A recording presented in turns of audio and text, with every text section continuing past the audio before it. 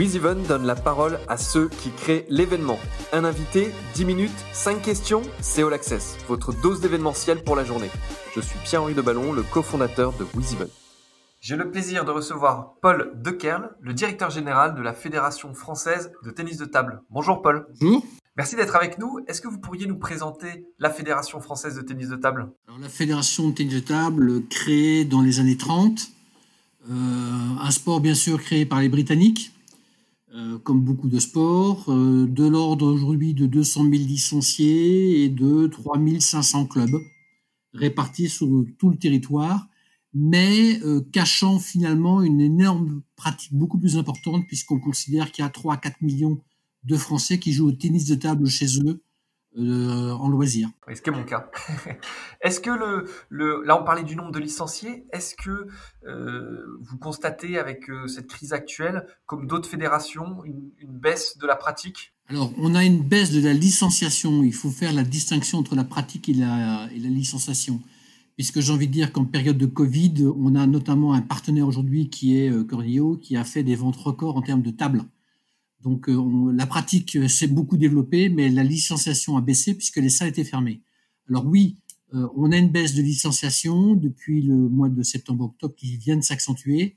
Le paradoxe, c'est qu'elle est beaucoup plus importante chez les jeunes que chez les seniors.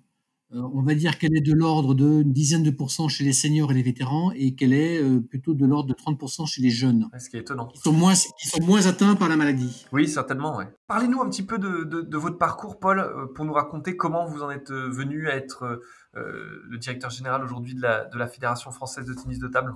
Très rapidement, moi j'ai fait mes études au départ en Belgique, ensuite j'ai fait l'ECP à Paris, j'ai eu une expérience en tant que directeur financier dans le groupe Bolloré. Et en revenant en France, j'ai été embauché par la Fédération française de rugby, où j'ai été directeur financier et administratif pendant une vingtaine d'années. Et entre autres, j'ai été amené à gérer la billetterie des grands événements.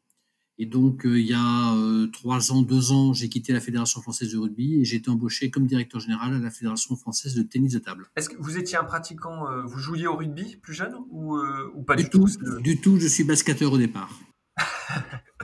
Bon, donc pas non plus de tennis de table.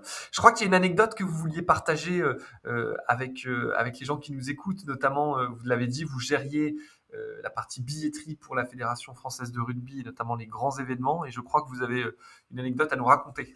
Tout à fait. Comme je suis quelqu'un qui aime bien aller sur le terrain, lorsque je suis arrivé à la Fédération française de rugby, c'était au même moment où on faisait nos premiers matchs au Stade de France. Et pour la première fois, la fédération a décidé d'ouvrir la billetterie au grand public. Avant, elle ne vendait que ses billets à ses clubs.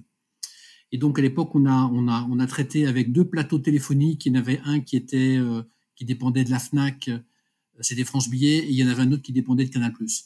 Et on avait décidé d'ouvrir la billetterie un mardi à 14h.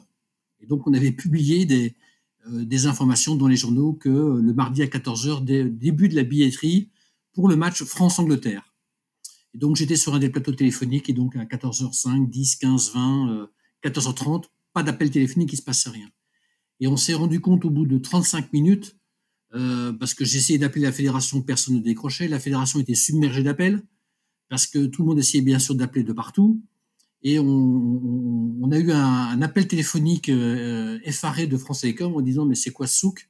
Vous venez de faire sauter 2 centraux téléphoniques de la banlieue parisienne et vous venez de priver 200 000 habitants de la région parisienne de téléphone pendant au moins 2-3 jours. » Et il y avait pendant 2-3 jours ?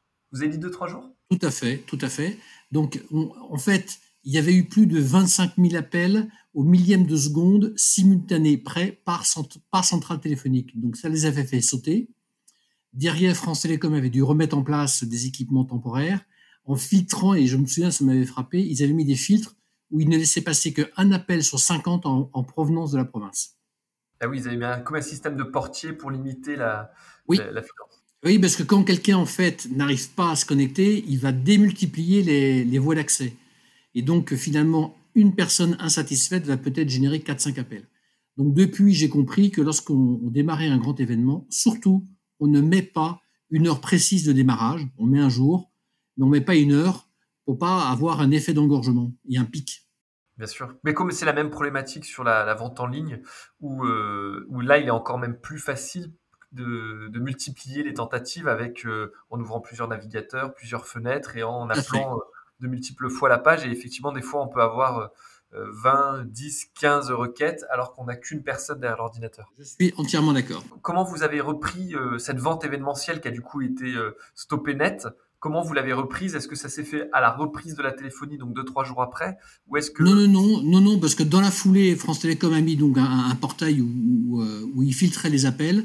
Donc on a vendu en un quart d'heure les 5000 billets qui avaient été mis à disposition de France-Angleterre, de France-Irlande.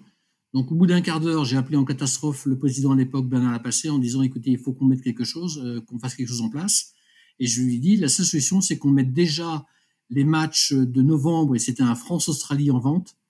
Et donc, on a mis du France-Australie en vente pratiquement un an à l'avance.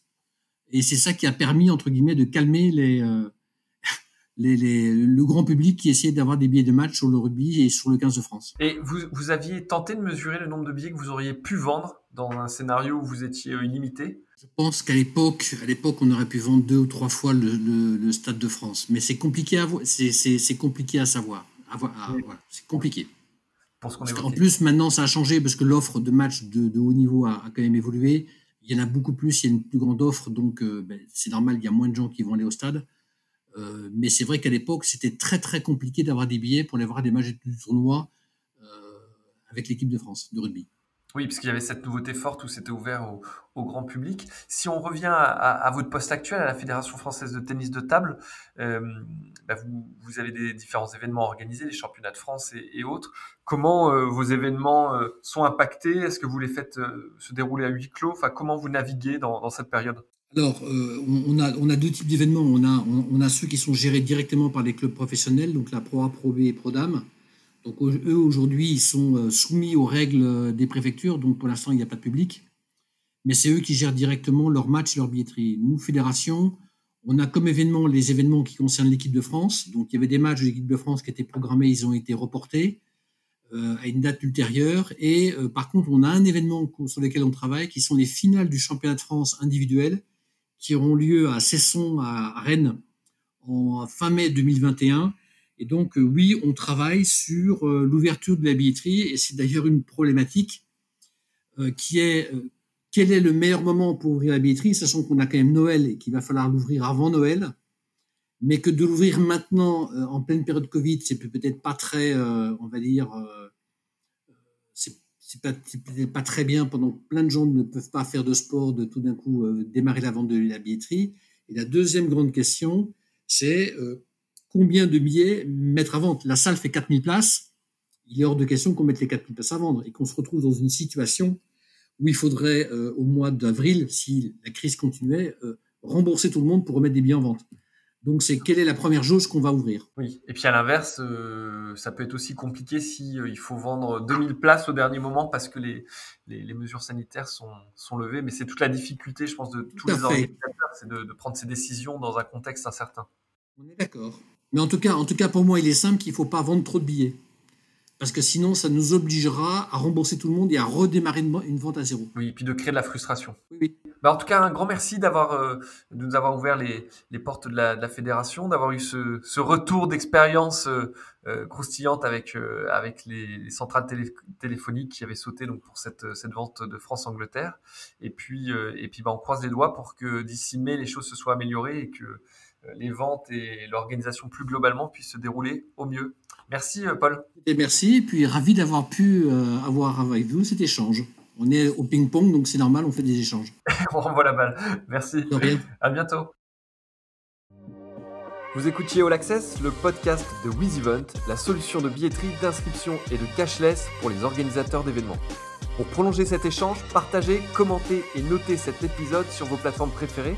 Et pour nous rejoindre, rien de plus simple, media@wizevent.com.